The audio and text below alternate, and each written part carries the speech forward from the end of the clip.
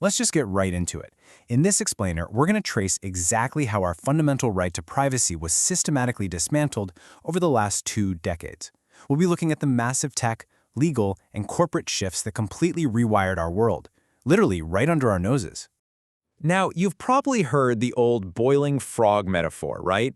The idea is, if you drop a frog in boiling water, it jumps out immediately. But if you place it in cool water and just slowly crank up the heat, it just swims around, adapting. It doesn't actually notice the danger until it's way too late. And honestly, that perfectly captures what happened to our personal data. We didn't lose our privacy in some single dramatic heist. No, it was a slow, almost imperceptible rise in temperature. We didn't actively consent to total 24/7 surveillance. Instead, as the source material makes super clear, we were slowly acclimated to a reality where our personal boundaries are just continuously extracted for profit. The water just kept getting a little bit warmer year after year. Which brings us to Section 1, the cool water, focusing on the year 2000. Let's rewind the timeline back to when the water was actually still pretty comfortable. Take a look at this stark contrast. Back in 2000, researchers put together an early smart home project called the Aware Home, and the baseline assumption there was that any digital data generated in that house belonged exclusively to the individual living there, period. It was a basic human right. But flash forward to today, and privacy is just treated as the quote-unquote necessary price we have to pay for so-called free digital services. Our expectations have totally shifted from privacy being this unwavering commitment to basically just a casual trade-off. So, Section 2, lighting the stove. Specifically the shift after 9/11. When exactly did the stove actually get turned on?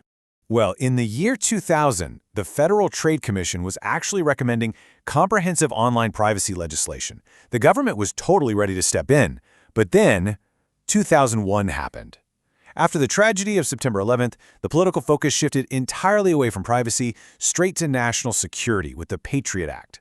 The looming threat of privacy regulation basically vanished overnight, and this created a massive void for private companies to operate without any rules.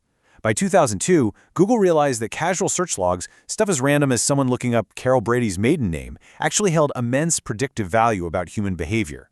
They realized they were sitting on an absolute goldmine. And that realization led to what the source text calls behavioral surplus. Think of these as the digital breadcrumbs of your everyday life. Your casual searches, your clicks, your physical locations. Companies just started claiming this surplus as free assets, using them to track, parse, and monetize our lives. They figured out they could predict what you might buy, what you're going to click, and what you'll do next. This was the foundational fuel for an entirely new economic model, surveillance capitalism. Moving on to Section 3, a simmering dispossession cycle. With the heat turned up and this new model rolling, corporations needed a strategy to keep us in the pot without, causing a total panic. So how did they pull it off? They used a 4-step dispossession cycle. First is incursion, pushing new technology into an undefended private space. Second is habituation. They just keep doing it at high velocity while the slow gears of the legal system try to catch up until the public grows totally numb to it. Step 3 is adaptation. If there's public backlash, executives roll out these surface-level apologies. And finally, redirection. They just wait for the outrage to blow over and then quietly resume the exact same data collection. The sources showed this cycle in action over and over again. Companies captured Wi-Fi data using Street View cars. They secretly tracked smartphone locations, scanned your personal emails and Gmail, and eventually just started combining anonymous browsing history with personally identifiable info. Now, if they had done all this on day one, the frog jumps right out of the pot. We would have been furious, but by crossing the line incrementally and furtively, they normalized incursions that used to be completely unthinkable. Next is Section 4, habituation, or becoming numb to the heat. Let's look at how this habituation phase actually manifests in our lives today. Check out this number, 76. That is the staggering number of full workdays it would actually take an average person to read all the privacy policies they encounter in a single year. Seriously, 76 days of doing nothing but reading legal jargon. Because of that impossible burden, true informed consent in the digital age is an absolute myth. We don't read these policies because we literally can't. Instead, the research argues that we're forced into a state of cynical resignation.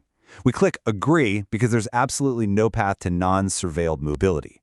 If you want a job, a social life, or even just to navigate a modern city, you have to accept the surveillance. We know we're being watched, but we feel totally powerless to do anything about it. Which brings us to Section 5, the boiling point, where they start modifying behavior. Because at this point, my friends, the water is at a rolling boil. Surveillance isn't just in our web browsers anymore. It is fully bled into our physical reality. We've got smart TVs monitoring exactly what you watch, interactive children's dolls acting as literal surveillance hubs in bedrooms, and now, autonomous vehicles and smart cars. The research highlights how cars are recording driving behavior, locations, and even private conversations inside the cabin. Companies like Tesla use real-time driving data to determine safety scores. These invasive technologies have become so deeply normalized that we just accept these invisible witnesses as a baseline expectation. And there's this incredibly chilling realization in the text. Decades ago, scientists had to put tracking devices on wild animals, like Galapagos tortoises or elk, simply because it was the only way to monitor their behavior without locking them in a zoo. Well, today, those exact same tracking solutions have been refurbished and embedded right into our everyday consumer tech. We carry these trackers voluntarily in our pockets. The only thing that's changed is that now we are the animals being studied. But it gets even crazier. We've actually transitioned from automating information about you to automating you. These companies aren't just satisfied with predicting your behavior to sell a few ads anymore. They are actively trying to shape and direct your offline behavior for profit. The sources cite experiments on social media platforms designed to manipulate users' emotions, or games like Pokemon Go that literally directed real-world foot traffic to specific physical stores that paid for the privilege. They are actively pulling the strings. So, Section 6. Can we escape the pot? The water is boiling. So how on earth do we actually push back against this? The scholars and researchers behind our sources propose a few critical interventions. First off, we need to reject this Faustian pact that giving up our privacy is just the mandatory price we pay for free services. It simply doesn't have to be that way. Second, we have to mandate real data transparency. We're talking visual diagrams and contextual notices, not 76-day reading assignments. But transparency alone isn't going to cut it. We need to implement substantive, hard limits on what data can even be collected in the first place. Relying on corporate self-regulation has completely failed us, and we absolutely need new laws to fight these staggering asymmetries of power. As our entire physical world continues to be rendered into digital data, I want to leave you with 3 massive fundamental questions from the source material. Who knows, who decides, and who decides who decides? Ultimately, are you going to reclaim your right to a private future, or are you already too numb to the heat? Definitely something to think about the next time you just reflexively click I agree. Thanks for checking out this explainer, and we'll catch you next time.